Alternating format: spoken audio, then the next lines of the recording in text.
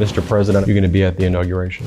Some union leaders and even some kind of rank and file workers ended up voting for the other guy. How do you square that? Do you think you reach a deal in Gaza before your term ends as you prepare to leave the White House? Any other regrets that you have? Anything you wish you would have done differently? His rhetoric, what he's done, what he's threatened. That's not America. That's not who the hell we are. We're not going away. I'm not going away. I'm Ben Meiselas from the MeidasTouch Network, reporting from the Roosevelt Room in the West Wing of the White House. That's right. We have a very special interview for you today with President Joseph Biden. We will talk about his time in the White House. We will talk about his legacy. We will talk about what he intends to do in the future. We will talk about what is NATO, our NATO allies, saying to him. We will address all of that and more on the MeidasTouch Network. Mr. President, I want to thank you for this interview today. And we're here in the Roosevelt Room right now in the West Wing of the White House. You have a few more weeks here in the White House. And so as you look back over the past 4 years, what do you believe are your biggest accomplishments that you're most proud of? When I ran, I said I was going to try to do 3 things. Restore some integrity to the office, bring back a sense of focus on the needs of ordinary people, and try to unite the country. And so that's what I've done. I've tried to do. In 4 years, we've accomplished a lot. I mean, it hadn't trickled down to every single person yet, but we're in a situation where we have the strongest economy in the world by any measure. For example, we made sure that we got ourselves in a situation where we wanted to get results immediately. So I started to work on the things I thought were most consequential. How can we lead the world without having the best infrastructure in the world? The best ports, airports, et cetera, roads, highways, transportation, electric connectivity. How can we lead the world if we're not dealing with the single greatest threat to humanity, the emergence of climate change? We go above 1.5 degrees Celsius, we're in real trouble. Our children, grandchildren, great-grandchildren are in real trouble. And if we can't move in the direction of seeing to it that we take care of the people who are most in need. For example, the idea that we charge so much for prescription drugs in America. I could take any one of you guys who have a prescription from any American drug company, put you in Air Force One and fly to any of 10 cities in America, in the world. I get you the same exact drugs from a drugstore, quote unquote, in those countries that is 40, 60% less. The only protected entity was Medicare could not negotiate with drug companies. I also think it was really important that we do something about, 1% of the population is defending 99% of us. And we weren't taking care of our veterans we had to. So that's why I worked so hard to make sure we're in a situation where we provided for the opportunity for the veterans to be cared for and their families to be cared for. We fundamentally changed that. And we also moved in the direction of making sure that we're in a situation where we provide for opportunities in education and provide for opportunities to deal with the things that ordinary people have a shot of being able to do. And I guess maybe one of the big things we've done, we've attracted $1 trillion off the sidelines to be invested in America, buying American. And so, for example, we invented that little computer chip. We made it more sophisticated. Well, when we found out that corporations were exporting to manufacture those the cheapest labor around the world, but then guess what? When COVID hit and those outfits shut down because of illness in the Far East, well, guess what? We found out we need 300 to build an automobile. We found out so on and so forth. We were in real trouble, so I decided to change that and make sure we were part of the supply chain. We were the beginning of the supply chain. And all that has resulted in real significant economic growth that hasn't yet gone to all the people because it takes time to get it up and running. But they're the things I focused on first. And look, you mentioned all of these accomplishments that you just listed, and you focused on bottom-up, middle-out economics to help workers. Infrastructure Act, Inflation Reduction Act created over 16 million jobs more than any president. But here's the thing, though, and I really want to get your insight on. Some union leaders and even some kind of rank and file workers ended up voting for the other guy with all of the benefits you delivered. How do you square that? Well, not many did, by the way, number one. Number two, I think that it's hard to translate. I think the one thing that I should have spent more time talking about is these things are going to take time to be put in place. For example, when we decide that we're going to build a computer chip factory outside of Columbus, we're going to invest billions of dollars in construction of that facility. Well, all the jobs are going to be created by the construction needed to do it. And then there's what they call fabs, these great big things, twice the size of football fields, where people are going to be making these computer chips. And guess what? The average salary is going to be $102,000. And you don't need a college degree. It's going to fundamentally change the community. But the problem is it's going to take time to get them up and going. The same way with almost all the stuff we've done. And so I think the failure to connect between what's happening to the economy as a whole and what's going to happen to the middle-class Americans as a consequence of what we've done is going to take a little bit of time. What are you going to do when the other guy, those out there bragging about accomplishments under you, the Medicare $2,000 cap is going to kick in 2025, and he's going to be out there saying, I did this. How's that going to make you feel when that happens? Look, if it continues to benefit the American, look, I've invested more in red states than in blue states, all of these programs we just talked about. And the reason for that was the red states didn't operate very well, and they really hurt their constituents. So those factories closed and the like. The fact is that I represent all of America, not just Democrats. And I think what it's going to do is going to bring the country more together than separate it. And for example, you already have folks like Marjorie Taylor Greene and others saying, don't eliminate the factory after talking about the proposal that we're going to build that was the worst idea anybody's ever had. She didn't vote for it. So I think there's going to be a bit of a comeuppance here, but the bottom line is I'm convinced that over time, the American public will respond to what is the intention of the party to try to help ordinary people. And the fundamental change I made, and I made a speech at Brookings Institution about it recently, was on the economy. The fact is that we had a long time this idea of trickle-down economics. Let the wealthy do very, very well. They'll have so much money, it'll trickle down on people's kitchen tables and coffee tables and the like, and everyone will benefit. I've never bought that theory. And so what I've decided to do was to change it to build the economy from the middle out and the bottom up. Wealthy still do very well, but the middle class and working class people do much, much better. And that's exactly what's happening. And so I think the long-term prospects for the country are very good. Let's talk about foreign policy. Our NATO allies, what are they saying to you right now? You know, Trump's out there threatening allies. Mexico, he's threatening Canada with tariffs. Obviously, NATO countries very concerned right now. Are we going to stand up to Putin in 2025 the way you did? What are they saying to you? And well, what's your message? For your audience, there's these various organizations like the G7, the leaders of 7 European nations and the like, G20, all these. And I've attended all this. The only advantage being the old guy in the presidency, I have more experience in this than anybody else does. And I've known all these folks.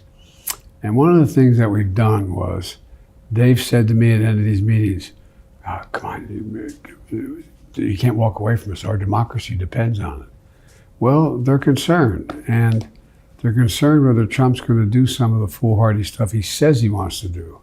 These extreme tariffs, which are going to cost the American, taxing the middle American taxpayer, dealing with not supporting Ukraine by letting Russia have its way, moving in a direction where we walk away from. Look, I was able to expand NATO, expand it, not just maintain it, but bring it back and expand it. You know, Henry Kissinger called me 10 days before he passed away to say, Joe, not since Napoleon has Europe not looked over its shoulder at Russia with dread. until now. Well, I was able to convince two countries, Sweden and a country with an 800-mile border along the Russian border, to join NATO. And so it's a stronger organization. Yeah. But we've got to demonstrate that we're prepared to continue to do our part. And I think that the vast majority of the members of the Congress, even among Republicans, think that. So I doubt whether the president's going to be able to walk away from those commitments. You're going to be at the inauguration? Of course I am. Only president ever to avoid an inauguration was the guy that's about to be inaugurated. That's what I want to talk about, because he obviously did not make the transition easy for you, would be putting it as delicately as I can. You've made the transition smooth. You've invited him to the White House. How do you square that with his rhetoric, what he's done, what he's threatened, to invite him here, sit him in the Oval, smile? How do you do that, and why? Well, because it's who we are as a nation. It's how we're supposed to be. The fact that he doesn't abide by the rules of the democracy we've established is not my concern. My job is to make a transition workable and available, and make sure, and he's beginning to adjust to it. He's beginning now to say to do background checks for his people and so on and so forth. The bottom line is that we can't keep this up. We can't keep up this childish game of walking away when you don't agree, Yep. not cooperating. Depending who you talk to, and I talk to a lot of Republicans, somewhere between, well, most people say 30% of the Republican Party is the MAGA Republicans now. And they are the Republican Party now. It's going to be interesting to watch what happens to the Republican Party if he tries to implement some of the things he said he was going to do. But it's important. The democratic institutions are consequential. We're the most unique nation in the world. Every other nations come about as a consequence of ethnicity, religion, geography. We're the only one built on an idea. The idea is that we hold these truths to be self-evident. All men and women are created equal, etc. We've never fully lived up to it. We've never walked away from it.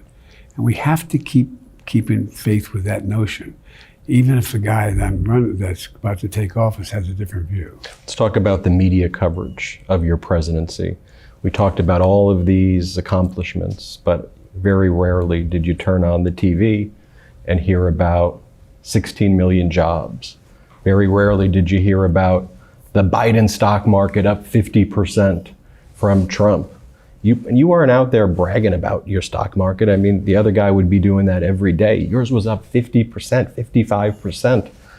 So what's your overall view of, I think, the media coverage? Do you think there's anything you could have done differently in interacting with them? What's your overall perspective on that? Were they too busy covering the horse race of politics? Well, I think it's,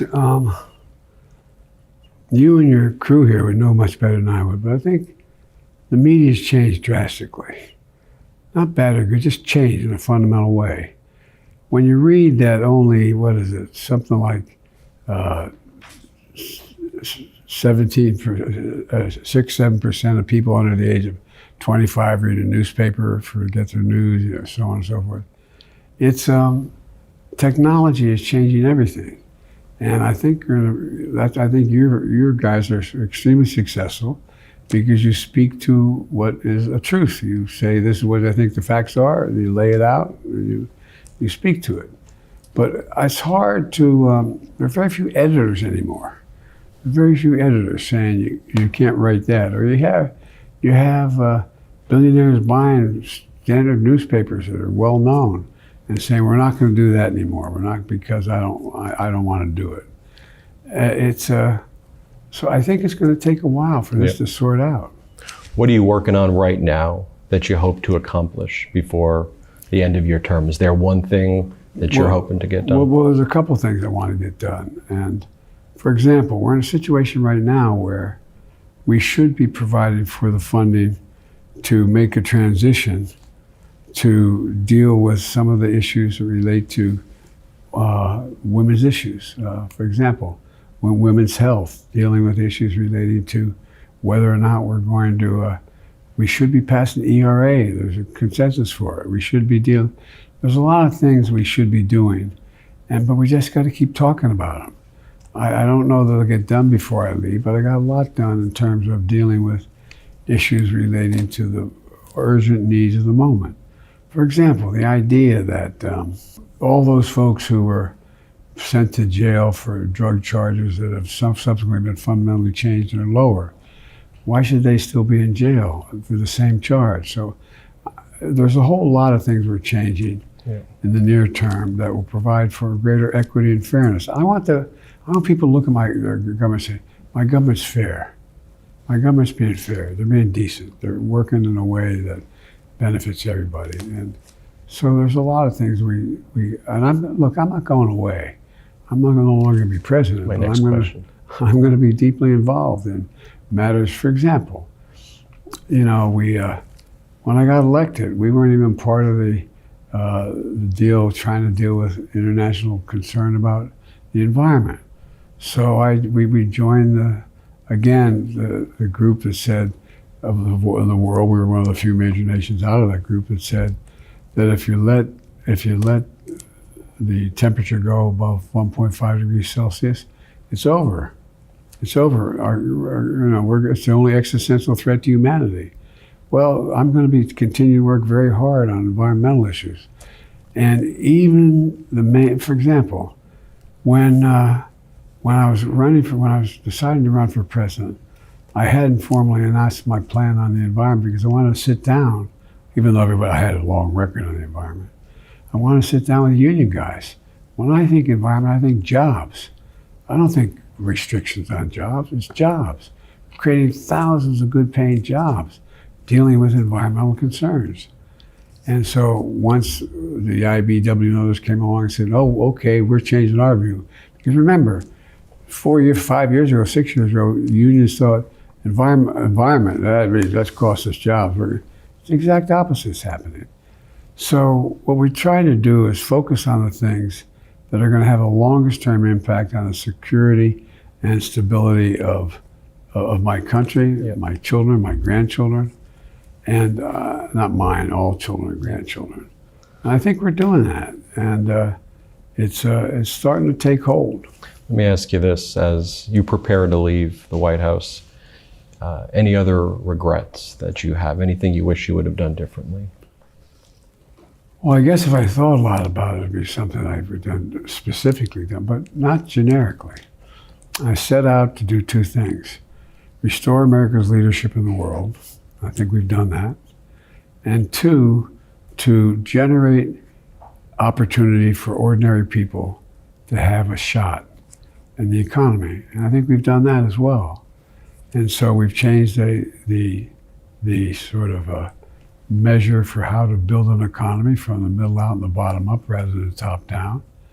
And we've worked in a situation where we've once again reestablished our leadership in the world. I always ask people a rhetorical question. If America is not leading the world, who's going to lead it? Who? What country? Is it capacity? And so we have an obligation and an opportunity to make a world better for everybody. But without being, and by the way, look what we've done. We've changed the dynamic in Europe. We're in the process, God willing, and if my effort goes through with what's going on in Gaza and the Middle East, we may have an agreement there. Look what's happening in the Pacific, and particularly in the Indian Ocean and the South China Sea. Well, guess what? We have a group now, and India, Japan, Australia, United States, a Quad that is bringing stability to that region of the world. You think you reach a deal in Gaza before your term ends? I hope so. I think so. But you never know. What do you say to Americans who are understandably very nervous right now, who didn't vote for the other guy, who are fearful of the threats, the rhetoric, the idea of retribution? What do you say to them who are looking at you, who admired your work? And what do you say to them right now who are watching? We've got to stay involved. We've got to keep fighting. We've got to make clear we're not going away. We're not going away. I'm not going away. I'm going to be deeply involved in the environment. I'm going to be deeply involved in foreign policy, deeply involved in all the things I've been involved in before. There's a whole lot of people, too, that are doing that. And I'm not, this is not appropriate for me to be asking you questions, but think about what decisions you have to make to be you get the kind of listenership and followership you have. And how do other entities do that? And tell the truth like you do. It's about finding ways to communicate with people that are so different than existed even 10 years ago. And it's a moment of transition. I know I drive my friends crazy. I keep talking about major inflection points in American history, in world history. But every 6 or 7 decades, something changes of consequence that generates a significant shift in the way people look at things. And look what global warming has done. Early on, I met with Putin when I first got elected, and he talked about global warming wasn't a problem. I said, it's not. Russia is in 8 time zones around the Arctic Circle. Guess what? It's melting. Methane is coming out of the ground. What are you going to do about that? Well, not sure what to do. That's why we have to work with countries, even though we have different views on many fundamental things. We can disagree with them, but we can still work on the things that affect all humanity, like global warming. You've said before that Project 2025 would cause major economic harm. It's in contrast to your bottom-up, middle-out. How dangerous do you think Project 2025 is? And it's devastating. I think if Project 2025 came along and how many thousands of government employees they want to cut, how many changes they want to make in terms of what we can do and not do. I mean, it's an extreme policy written by an extreme group, and I don't think it can take hold. So you were the youngest senator? No, the oldest president. I didn't say it. You're very nice. I didn't say it. What's that been like, having those two perspectives? Well, it's been interesting. When I first got elected, I was 29 years old. You have to be 30 to be sworn in. I got elected when I was 29, didn't turn 30 until 17 days later. And it took time. I used to be stopped going to the Senate elevator with this vote. I said, no, I'm a senator too.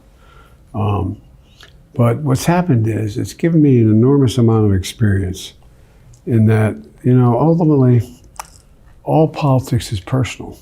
It's about building personal relationships.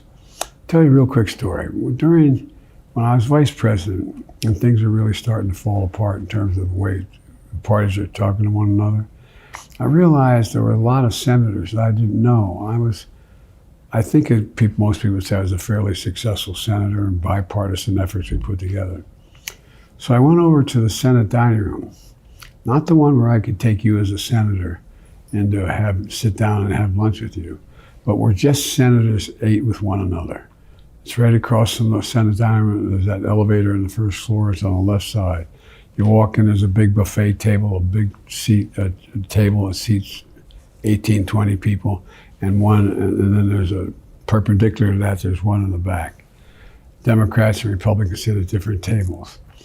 Well, I was convinced by Teddy Kennedy to go over there and go to lunch on a regular basis.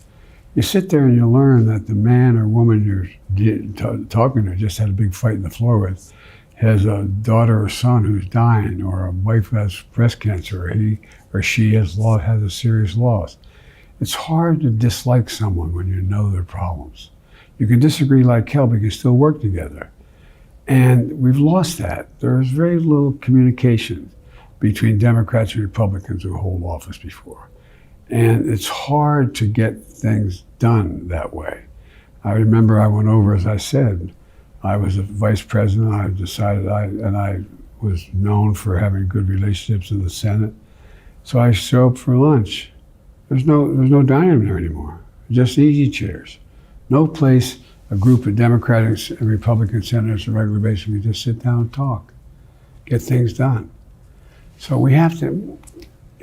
Things have become too distant, in my view, and I think it's going to start changing. Is that one of the things you're going to be working on after you leave here to try to fix that? And you mentioned some of your plans after you leave. Well, And so- I've been talking with a lot of Republicans who are either no longer hold office, like I will not, but still are deeply engaged, and those who are in office. And I think there's ways we can begin to accommodate the changes that have to take place that don't have to be so visceral, doesn't have to be so personal. In terms of going after each other. It's about what is it that the American people most want. They want to be able to turn on the television and hear some good news. They want to, but does that sell anymore? I've talked to a number of your colleagues who are with the major networks over the years, the last 6-7 years. And they talk about how it's hard for them to be able to communicate with one another. And they're worried about what they say.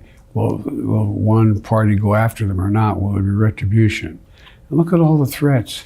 Look at all the threats that are being made about getting back at people who didn't support Trump or didn't support. I won't go into the names, but all the people what's going on here? That's not America. That's not who the hell we are. And I think that I'm just going to continue to fight against it. Any kind of formal organizations that you're thinking about starting? Is this with these Republicans that you're talking about, is there going to be some sort of group that's going to be working towards those goals, Democrats, Republicans, to try to... Well, there's some working on specific issues together on, but I think it's more about continuing to make the public case that you should be able to say what you believe without worrying about retribution because you didn't support a particular candidate in your party. And look, that old joke, I don't belong to any organized party, I'm a Democrat. But all kidding aside, that's cool. The truth of the matter is, I think that there's a lot of cohesion among the Democrats now, and I think you're gonna see some things change in terms of getting things done that we need to get done. How can you lead the world without the best education system in the world instead of doing away with the Department of Education? How the hell can you lead the world without having the strongest environmental protections in the world? How can you lead the world if you don't have the best infrastructure? And if we don't lead the world, who does? Who does? The rest of the world's looking to us. They're looking to us. Final question. When history is all told, how do you want to be remembered? What do you want your legacy to be? I kept my word that when I said I was going to do something, I did. And that my focus has always been about how to give ordinary people a shot. You probably heard me say it before. My dad used to say, Joey, your job's about a lot more than a paycheck. It's about your dignity. It's about respect. It's about being able to look your kid in the eye and say, honey, it's going to be okay, and mean it. It's about being able to be yourself and focus on people who need some help. And the vast majority of the American people, all they want is a chance, just a chance, and they'll do fine. You see hope? I do. I am hopeful, but when I was years ago, when I was a senator, I had to be vice president, cranial aneurysm, and I remember being wheeled down the operating room. It's a 9-hour operation, and they said the issue was whether aneurysms were congenital or environmental. And I said, Doc, I don't care, just fix it. And after it was all over, my neurosurgeon said, your problem is, Senator, I was a senator then, your problem is you're a congenital optimist. I have enormous faith in the American people to end up doing the right place. I really, really do. We just got to keep fighting. Mr. President, thank you so much for this interview. Thank you for what you've given this country over the past 4 years, and I really appreciate it. Thanks, pal. Appreciate it. Thank you.